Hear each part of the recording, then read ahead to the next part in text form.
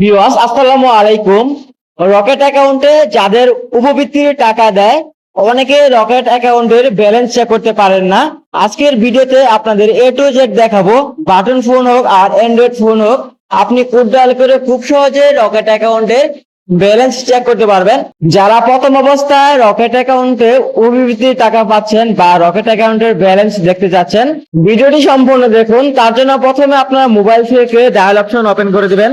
Mobile থেকে dial option open করে দেওয়ার পর আর যারা বাটন ফোন থেকে চেক করবেন, প্রথমে আপনারা ডায়াল করে দিবেন *322#।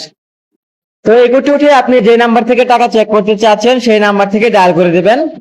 ডায়াল করে দেওয়ার সাথে সাথে আপনার সামনে এরকম একটি পেজ চলে আসবে। এরকম পেজ থেকে আপনি প্রথমে এখান থেকে 5 উঠিয়ে সেন্ডে ক্লিক করে দিবেন। দেখেন এখান থেকে 5 উঠিয়ে সেন্ডে ক্লিক করে দিবেন। 5 উঠিয়ে সেন্ডে ক্লিক করে দেওয়ার সাথে সাথে আপনার সামনে এরকম পেজ আসবে। এরকম পেজ থেকে এখানে দেখেন 1 নাম্বার ব্যালেন্স লেখা আছে, জাস্ট এখান থেকে 1 উঠিয়ে সেন্ডে ক্লিক করে দিবেন। 1 উঠিয়ে সেন্ডে ক্লিক করার পর পিন নাম্বার চাবে।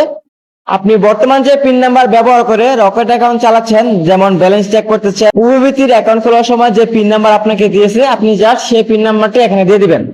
নাম্বারটি দেওয়ার পর এখান থেকে সেন্ড অপশনে ক্লিক করে দিবেন।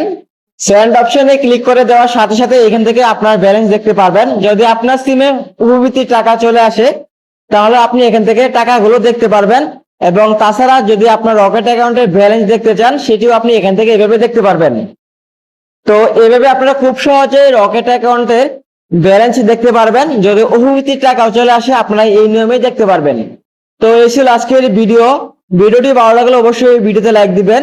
অনেকেই কিন্তু রকেট অ্যাকাউন্টে উপবৃত্তির টাকা পায়, অনেকে আবার চেক করতে পারে না। শুধুমাত্র তাদের জন্য ভিডিওটি তৈরি করা, যারা পারেন তারা তো পারেনি। তো এই ছিল আজকের ভিডিওটি ভালো লাগলে অবশ্যই ভিডিওতে লাইক দিবেন। পরবর্তী এরকম ভিডিও পেতে আমাদের চ্যানেলটি সাবস্ক্রাইব করে রাখবেন। আর এই ভিডিওটি ছিল শিক্ষামূলক তথ্যভিত্তিক উদ্দেশ্যে তৈরি করা। ধন্যবাদ।